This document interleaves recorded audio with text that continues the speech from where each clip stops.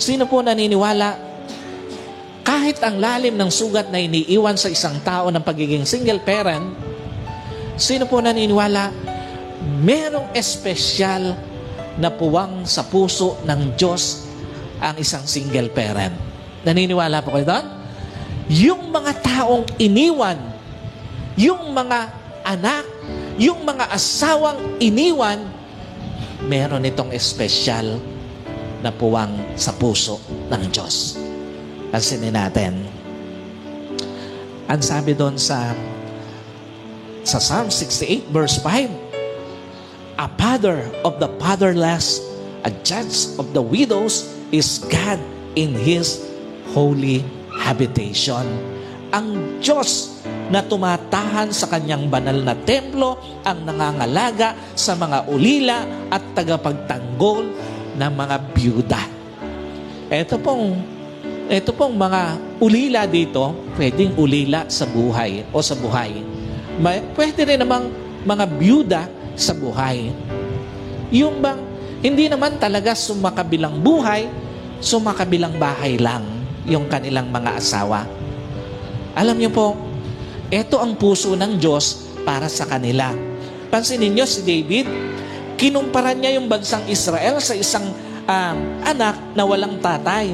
Dahil nga wala yung Ark of the Covenant sa Jerusalem, ito yung kanyang na naglalaman ng tatlong bagay na sumisimbolo sa kung sino ang Diyos, sa kung ano ang kayang gawin ng Diyos sa kanila at maging sayo.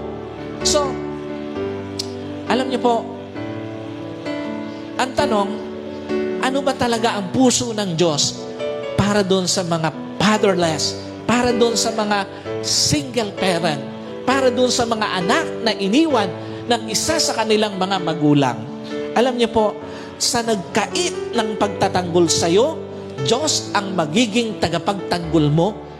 Bakit sinabi ni David na ang Diyos ay ang ama sa mga walang ama, ang tatay sa mga walang tatay at tagapagtanggol ng mga byuda? Kasi nga, yung Ark of Covenant na sumisimbolo, naglalaman ng tatlong importanteng bagay na sumisimbolo ng kayang gawin ng Diyos at kung sino ang Diyos para sa kanila. Unang-unang laman nun, yung tinatawag nating Rod of Aarons. Ito po yung tungkod ni Aaron na kung saan simbolo ng proteksyon ng Diyos. Ano ang pinapakita rito? Sa mga asawa, sino aminado sa isa sa mga pagtingin mo sa asawa mo, tagapagtanggol mo? Totoo po ba yan? Isa sa mga tingin natin sa ating asawa, tagapagtanggol natin. At sa mga anak, sino aminado? Isa sa mga pagtingin mo sa magulang mo, tagapagtanggol mo magulang mo. Sino rito sa mga anak? At tingin niya, tagapagtanggol niya magulang niya. At sa mga asawa, sino rito ang tingin niya? Tagapagtanggol niya yung kanyang asawa. Alam niyo po, sa bawat pamilya ang tingin natin, tagapagtanggol natin ang pamilya natin. Totoo po ba yan? But sino naniniwala? Hindi lahat ng asawa na natiling tagapagtanggol ng asawa niya. Totoo po ba yan? Sino naniniwala? Hindi lahat ng tatay, hindi lahat ng nanay na natiling tagapagtanggol ng kanilang anak. At hindi lahat ng pamilya na natiling tagapagtanggol ng kanilang pamilya. Ano ibig sabihin nito? Alam niyo po, una, kung may tatay man na nang iwan sa iyo, kung may nanay man na nang iwan sa iyo, at kung iniwan ka man ng asawa mo, tandaan mo, unang-una, may Diyos na mananatili sa tabi mo para ipagtanggol ka. Sino po naniniwala? Kahit iniwan ka pa ng asawa mo, mananatili sa tabi mo ang Diyos. Naniniwala po kayo doon? Kahit iniwan ka pa ng magulang mo, mananatili sa tabi mo ang Diyos.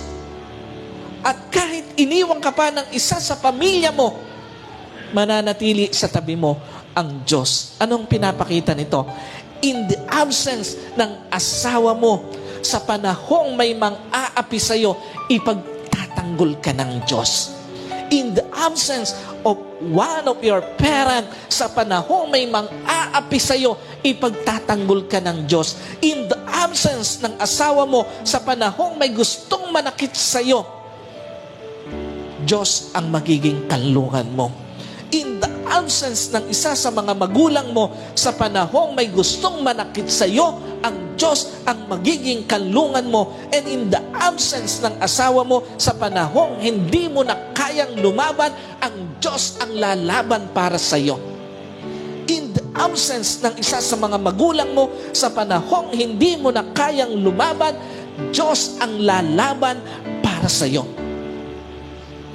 Alam niyo po, kung nauunawaan lang natin yung kayang gawin ng Diyos, kung nauunawaan lang natin ang puso niya sa mga single parent, sa mga anak na iniwan ng isa sa kanilang mga magulang, alam niyo po, hindi ka mauubusan ng pag-asa.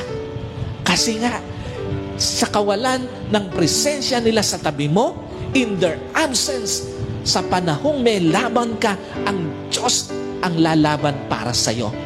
Sa panahong may gustong mang-api sa iyo, ang Diyos ang magtatanggol sa iyo. Sa panahong may gustong manakit sa iyo, ang Diyos ang magiging kanlungan mo. Ganon kaganda ang puso ng Diyos sa mga single parent. Ganon kaganda ang puso ng Diyos para sa mga iniwan ng isa sa kanilang magulang. Ikalawa, kung may mang-iwan man o nang-iwan man sa iyo at sa anak mo, Diyos ang magpapagaling sa sakit na dala ng pang-iiwan sa iyo at sa anak mo. Sino po naniniwala? Hindi ka lang ipagtatanggol ng Diyos at maging ang anak mo, pagagalingin ka pa ng Diyos sa sakit na dulot ng pang-iiwan sa iyo. Hindi ka lang ipagtatanggol ng Diyos, pagagalingin ka pa. What does it mean? Hindi hahayaan ng Diyos na manatili kang sugatan dahil may nang-iwan sa iyo at sa anak mo. Hindi hahayaan ng Diyos na manatili kang sugatan dahil sa pang-iiwan sa iyo ng isa sa mga magulang mo. Ipagtatanggol ka ng Diyos sa mang-aapi sa iyo, ipaglalabang ka ng Diyos sa mga kakalaban sa iyo, at pagagalingin ka ng Diyos sa mga mananakit sa iyo. Dahil may espesyal na puwang ka sa Diyos, iniwang ka man ng iyong asawa. May espesyal na puwang ka sa Diyos, iniwang ka man ng isa sa mga magulang mo. Ikalawa, sa nagkait ng paggabay sa iyo, Diyos ang magiging gabay mo. Alam niyo po, bukod doon sa tungkod ni Aaron, ang isa pa sa laman ng Ark of Covenant, yung tablet of stone, yung sinulatan ng Ten Commandments. 2 piraso ng bato. Sino po naniniwala? Napakalaking bagay na may asawang gumagabay sa kanyang asawa. Totoo po ba yan? Napakalaking bagay para sa iyo na may asawa na gumagabay din sa iyo. At bilang anak, sino po naniniwala? Napakalaking bagay na may mga magulang na gumagabay sa iyo. But again, ang problema, hindi naman lahat ng pagkakataon nananatili ang gabay ng isang asawa. Minsan, umaalis. Hindi lahat ng pagkakataon nananatili ang gabay ng magulang, lalo na pag pumunta na sa ibang pamilya. Alam niyo po,